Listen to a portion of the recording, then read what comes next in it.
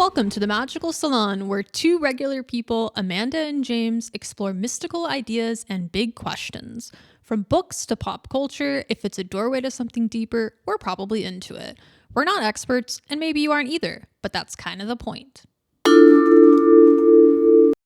Welcome back to the Magical Salon. I'm your mad scientist, Amanda, and I'm joined by your alchemist, James. Thanks for tuning in to the Magical Salon this week. We're diving into the cauldron to explore alchemy, a mix of philosophy and experimentation, both metaphysical and metaphysical. Alchemy is focused on creating gold as well as the elixir of life. Fun stuff. So tell us a bit about alchemy, resident alchemist. Well, it's quite broad, I would say. Basically, in a nutshell, alchemy is an ancient art and science concerning the mysteries of life, of consciousness, and its evolution. And that's a quote from somewhere. But I think that does a good job of encapsulating alchemy through time and through history, because I think when you read about it, and we might have touched on this in an earlier episode, but the idea of turning like lead into gold, or turning like a random thing into gold, being able to transmute something from one state to another, that's kind of the core idea of alchemy. And obviously humans, being material lovers that we are, tend to think of it very materialistically, transmuting lead to gold. But I think the aspect I like is the idea that you can transform yourself into something better or different. So you could transform your lower self into kind of you could evolve to a more pure being. That's kind of the idea of alchemy, is removing the things you don't need from something to make it go from something that is impure or less pure to something purer or better.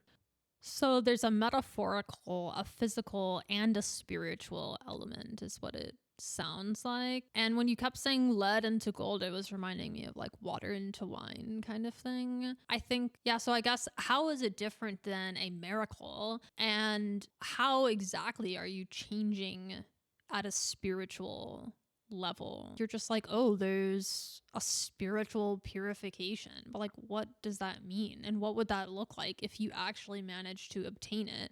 Which is another question. Has anyone ever done this? Like, has anyone ever created the thing that they set out to create in the first place? I can't speak specifically for like lead into gold. Well, one thing I could say is this: we can create synthetic diamonds that are as good as real diamonds. Is that not the alchemists of old claiming that they could produce rare and valuable things? We've kind of achieved that level of reality to some extent.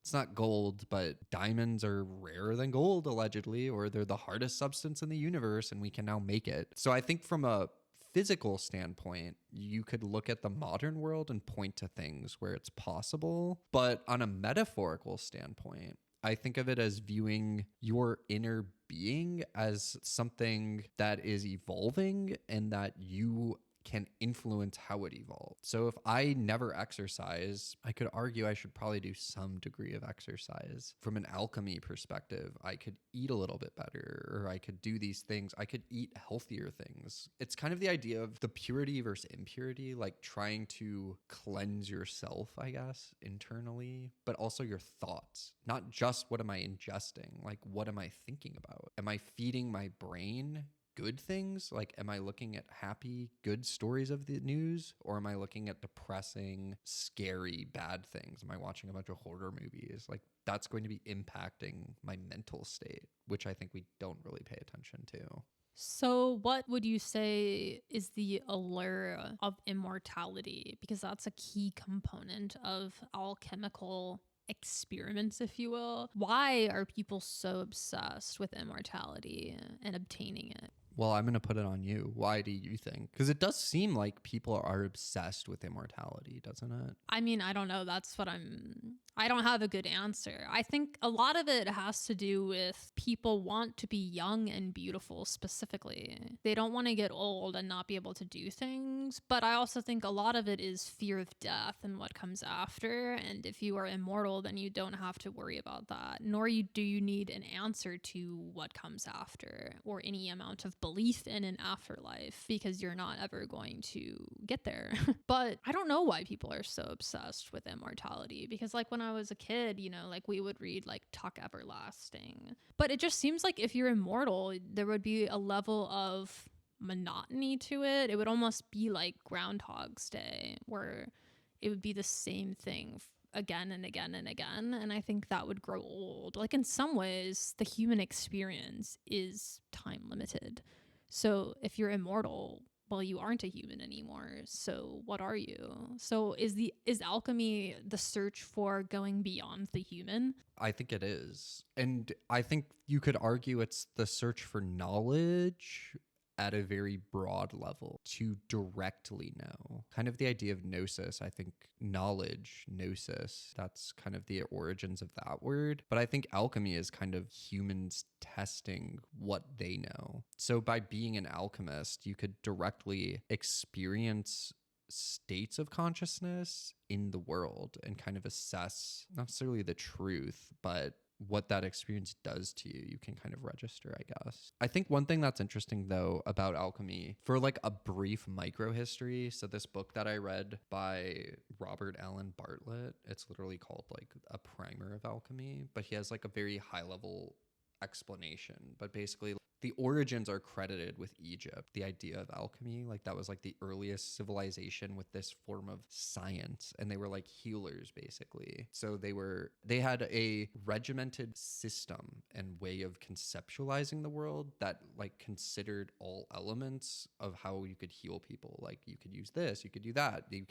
They were knowledgeable. They could embalm people and preserve their bodies and do all of these things. So that's kind of where it started. And then Alexander the Great went to Egypt. That's where he kind of found the alchemist, the idea of alchemy. They built up the library. There's a lot of idea of it being related to human knowledge and the quest for learning throughout history. And I just think that's kind of interesting. And they like the early ideas of alchemy, again, transforming lead to gold, or like turning yourself into a more pure being. I guess to your question of like, can it be done? I used the physical example for diamonds, but from a spiritual perspective, could you not look at saints as a way of, those are people that did the work, so to speak, and then they attained a different state of being because of what they did spiritually. Like they were a pure soul, if you think of that phrase. I don't know if I buy into that, because from what I know of saints, which is not much, admittedly, these people like were always saints. Like it's not like they were a horrible person and then they went through all this self-work and then they became a saint. It almost seems like they always were kind of a pure soul. And I also feel like for me, alchemy is very specifically, there has to be a physical component. So if you're just doing the work metaphorically or spiritually, just seems like that's a different thing, or it's part of the equation, but it's not the equation in its entirety. Well, yes. And I think that's where it gets interesting, because in these books, they kind of talk about how it has to occur not just metaphorically, it has to occur in the real world. You can talk about something, but until it happens here, it's not really real. And so in this book, there's an intro written by some random guy, Dennis Hawk. He says, lasting transformation only takes place when the work is accomplished on all levels of reality: the mental, the spiritual, and the physical. Alchemy is also called the great work. So he then says, the great work is actual work to be done with the hands, the heart, and the soul, not just understood with the mind. And I think that's really the idea that I like of alchemy, that explanation of it. It's a real thing. It's not just mumbo jumbo that you talk about or read in books, like, oh, all these experiences and all these thoughts. It's like, no, there is more out there, but you have to be willing to put in the work to kind of test these different theories and explore these different things. So does the goal on a physical level have to be gold or immortality, or can it be something else? Because neither of those two things really resonate that much with me. So if I was going to do an alchemical process, the spiritual and metaphorical, I'm on board with that. But in a physical sense, I also need to be on board with that. But it almost seems like I would need to be creating something different. I don't know.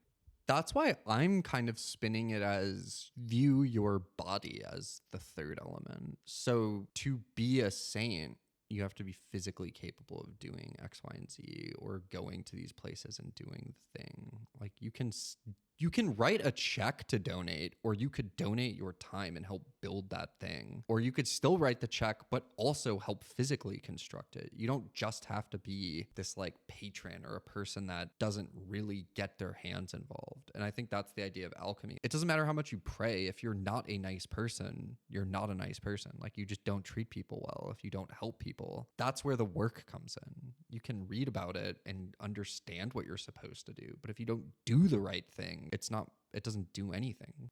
For some reason, my gut reaction is to reject the body as the third element because I don't know. It just seems like because the spiritual aspect's already happening internally, it seems like the physical element needs to happen externally for like a proper yin and yang balance of the two. And it's also interesting because you said the great work in Latin, that's magnum opus, right? So when people like writers refer to, oh, that's their magnum opus, like that's the best thing they ever did in their life. That's alchemy in a certain sense.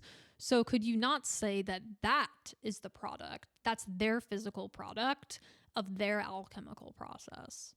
Yeah, I think you definitely could. And I think that's a great tie-in because, yeah, magnum opus is a way people talk about the crowning achievement of an artist's career. That was their magnum opus, was this opera that they wrote for 50 years and it came out on their deathbed and it ended up being the best thing in the entire universe and all this stuff. But the idea being, it's a great work. In some ways, it might never be possible to finish, but it's the attempt to strive for something beyond the norm. Setting your goal and aim so high to push yourself to be better and to, again, it's all about change. You have to transmute. So I want to attain a idealized, better version of something or a more pure. It's giving you kind of a benchmark to aim for, a goal to try and reach. And I think, yeah, it could apply to a lot of things in the real world. It doesn't have to be your physical body, which I think is a good thing you're pushing back on, because I agree, like, that's not really a magnum. Like, you can't say like, oh, I'm in shape, so that's my magnum. Like, I mean, if you were like a super amazing athlete, like a Usain Bolt, like nobody's run as fast as that in that allotted time frame. So I think you could in that specific sense. But isn't that also not devaluing him as a person, like beyond his physical abilities? I don't know. Like there's something lost there, I guess, is what I'm sort of also getting at. But what I also really like about alchemy is just the emphasis on experimentation. The emphasis as experimentation as process, and also the idea that you may never get to the end goal. So it's all about both the journey and the hard work, because you have to find value in just doing the work because there are no easy steps and you may not get to the great work. But that's kind of, in some ways, as we talked about, sort of antithetical to a lot of religious practices, which just preach, here's what you should believe. Whereas alchemy is kind of like get in there, mess around, and sort of figure out what is resonating with you on a deep spiritual level, right? Because that would be the great work when everything's truly aligning in all capacities on all levels of reality. But it's a personal journey that got you there. and I think that's one of the things that is challenging about the idea of alchemy. One thing that I think is important to keep in mind, and I think it's very metaphor heavy. So it's talking about physical things, but it's obvious. It's like, oh, but this is actually the salt of man, but that's actually supposed to represent your soul or whatever. Like, it's very confusing. It's very metaphorical. It's very secretive. Like when you read some of these old alchemy texts from like the 1500s, it's really hard to understand what they're talking about. The sulfur, you mix the mercury. It's all like astrologically based. It's all things that people don't really do anymore. Like people don't I mean, I'm not a chemist, so I don't know anything about mixing beakers or distilling and doing all this stuff. The physical idea of doing these lab experiments, from how alchemy kind of originated, from like making tinctures, medicines, herbs, that kind of thing, is that what you're really doing is you are mixing different ingredients, which from an alchemy perspective, I think it kind of helps you kind of review the world, because what you're actually realizing through doing some of these real world experiments, you're supposed to be kind of understanding everything around you is just manifestation of the all, or of the Tao, the 10,000 things. But on a very base level, it's composed of the exact same stuff. It's just vibrating atoms in different arrangements. So why can't you change it? If you can apply heat to this thing and melt it, why can I not then apply X to something else and change that as well? So it's kind of like changing matter through willpower, kind of concretizing an idea and then making it happen in the real world. That's cool. So, question. In alchemy, is it finding your own path, or is there only one path? I don't know. That's a good question. I view it as a personal journey, like your magnum opus specifically, applying it, which is where I initially heard of it, magnum opus. And then that I was looking up and then saw the connection to alchemy through that, actually the back way in. So I was looking up magnum opuses, and then it said the great work. And then when you look up that, then you kind of loop back to alchemy and then kind of go down that rabbit hole. In my mind, a creator, nobody is going to create the same thing. That's the purpose of a magnum opus. It's their magnum opus. It's their encapsulation of the human experience in this book. Like, that's it. Their life goal. Everything they did, they packed into this one book. And that's very cool. It's visceral and exciting about reading somebody's magnum opus. Like, you know, going in, this is going to be all out. They're laying it all on the line.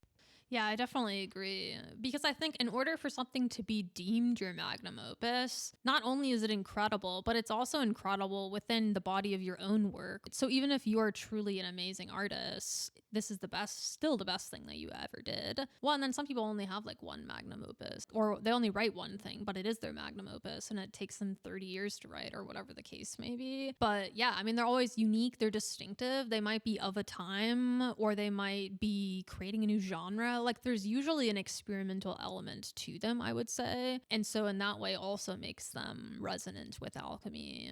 Yeah, experiments. And I think one thing to mention too, again, it's very metaphorical. So there's a lot of mention of elements in alchemy, like earth, water, fire, air. Did I skip that one?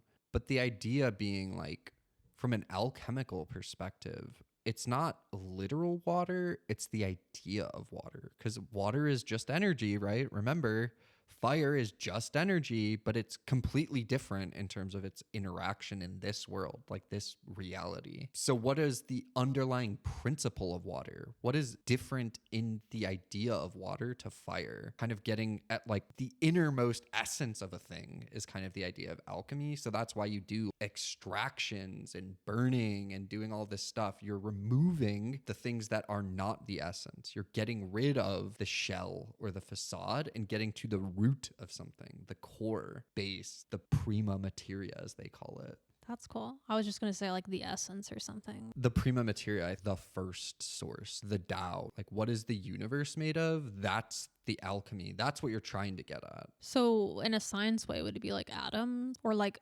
electrons or whatever, protons?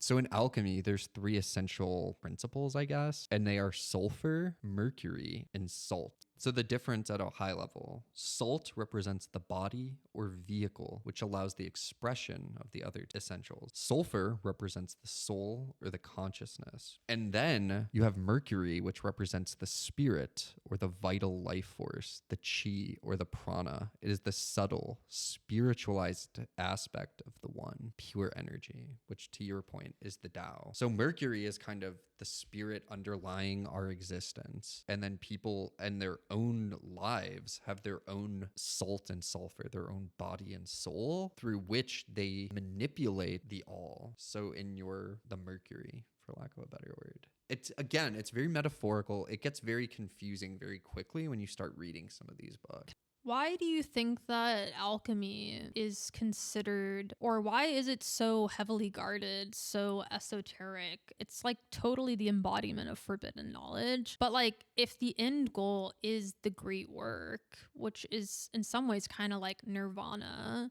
or becoming one, why would you not want that to be available to anyone and everyone? Like, why would you not have acolytes like Christianity does or like these other religions do? Like, why hold it secret? Like, what do you think the rationale is for that? Well, that's kind of wrapping back into the history lesson then. Because, like I mentioned, it originated in Egypt. Then Rome came in. Then you had the Library of Alexandria. A lot of books were burned, obviously, when the library was burned down. And then what ended up happening is Roman emperors converted to Christianity. Christianity doesn't play nice with other beliefs. So that's when alchemy, all of these other sciences and things were banished. They are not sanctioned. You cannot talk about them. Tolerance for things other than Christianity are kind of not allowed. So that's when it starts to become outlawed because of interpolitics, I guess. I don't know. Okay, that does make sense. Well, and I've heard people, I would say the average layperson, if they know anything about alchemy, they probably believe it to be the precursor to modern day chemistry. But that's so reductive in terms of describing alchemy. I don't know, like you're losing so much in just summing it up like that. So I like this though, because we're kind of doing a good job of actually explaining. So we kind of delved into what it was. Then your question is, well, why did it fall off? The reason is because of all we're discussing. So then in 800, there were a lot of wars in like the Middle Ages. And the idea, basically I was reading this book and it said gibberish came from the idea of alchemy, which I just thought was funny because that word is still used today. So the origins somehow related to the gibberish. Then in 1310, the Pope, John the 12th maybe, issued a decree and he banned the use of alchemy or the practice prohibited it. So again, you're kind of seeing how it's changing over time through external influences, kind of pushing it underground, making it change its name, all that kind of stuff. And then it was kind of revitalized or revived with Paracelsus. Paracelsus, it was this guy in like the 1500s, and he kind of shifted the idea of alchemy. In like those Middle Ages and Dark Ages, it was stripped of the meaning, which we always talk about, and it wasn't about the great work anymore. It was just how can I get rich quick by manipulating elements. I don't care about being a better person or changing myself. No, I just want to make money. That's what we ended up with. But then this guy came around, Paracelsus. He tried to say, no, it's not about just getting rich quick, not digging for gold. It's about changing yourself. It's not just making an elixir. It's a medicine for your body, your spirit as well, though, not just your body. Well, as you were talking, I was just thinking that's what we've lost as a society. Our alchemical equation is off. We're doing the science, but there's not a spiritual component. So the experiment is not working. It's not coming to life. Modern medicine, like if you think about other types of medicine, it's a holistic approach. We're not cutting spiritual matters out just because we don't want to deal with them. We're not cutting mental health out. Like it's a truly, you need to treat the whole person. But I think that kind of is the idea of alchemy too, right? It's a whole body, mind, spirit process. But as a society, our alchemical equation is off. We're focused on the science aspect, but we are not doing the spiritual or divine aspect. And so we're not creating what we're trying to be creating. Exactly. We are becoming the Middle Ages of alchemy, where it's like, I don't care about the inner beliefs and the spiritual side or the soul of something. I just care about the physical. So I don't care about becoming a pure being. I care about turning lead into gold. I don't care about helping people live better lives. I care about making them live longer. There's a difference. And this is actually interesting because alchemy, I think it's Qigong means it's Chinese internal alchemy. Like that's basically what it is. It's internal alchemy. It's like paying attention to the subtle forces within your body, because the idea being we're alchemists, everything is energy. So the fire in the sun, some of that is a little bit in me. The light in me bows to the light in you. You have the spark of life or the light in you. These ideas being that all of these external things that you see out there are also to a degree present in you, which is trippy because if you think about it, when you get blood work, they're like, oh yeah, your copper levels are good, or your zinc is good, or your mercury is good, or your magnesium levels are good. And it's like, wait, I have zinc in me? That doesn't sound good. Or I have iron, like when I look at an iron bar, but that's at a base level. That's not talking about essence of it, which is what this is getting at. It is. I mean, we are made of the world. Like, that's what an organic matter is. And I feel like it's interesting. So I did this activity. So when I was reading those Wicca books, there was this activity, and it was when I was trying to practice visualization, which has always been difficult for me, where you're supposed to like visualize something. It can be anything, even just like a square, and you try and keep it in your mind's eye, eyes open or closed. You're like practicing focus for magical purposes, just for people who don't know. It had you sort of practice drawing energy from water versus drawing energy from a candle versus drawing energy up through the ground. And as anyone who has ever been next to a candle can attest, it's like there is a different feel to it. There's a different essence. Like, you can feel the energy, but those kinds of energy are not the same. Just like the sun and the moon have energy, but they're not the same kind of energy. It's like the idea of polarity. Hot and cold are just a temperature. It's the same thing. It feels different, but hot and cold is temperature. It's just a different degree that you're experiencing. Because it's perspective, you mean? It's two sides of the same coin, literally. It's yin and yang. Like, you can't have one without the other. Hot only exists because cold exists. If it didn't, then there would only be one temperature, or it wouldn't be worthy of speaking about. Like, you wouldn't need to note it. One thing I did write down when I was briefly looking up alchemy, and I kind of already had a feeling these two things were connected, but I confirmed it through the interweb. The mad scientist as an archetype, and we'll have to talk about archetypes, is associated with alchemy, but also, in my mind, could be and is associated with the hermit card and tarot. Like, you're going, because I imagine alchemists as like retreating into their laboratory or their hidden room, because they're working on all these experiments. And then you bring forth the knowledge is sort of the idea of the hermit. You don't just stay in, because that's why tarot is cool, because it's all phases of one thing. So the hermit is one phase basically, but you emerge because there's another card. There's more activity to be done and had. And I think, going back to your point of change, if you're stagnant, you're not really embodying some of these processes. Everything is change. Alchemy is the idea of controlling the change. You are helping transform. You are assisting and participating in the creation and change, which is like alchemists are like shaping the world to some extent. Like, you're changing matter, it's transforming, it's changing. But instead of the external locus of control, where it's like, this happens to me, I am a part of the universe, so I can participate in the creation.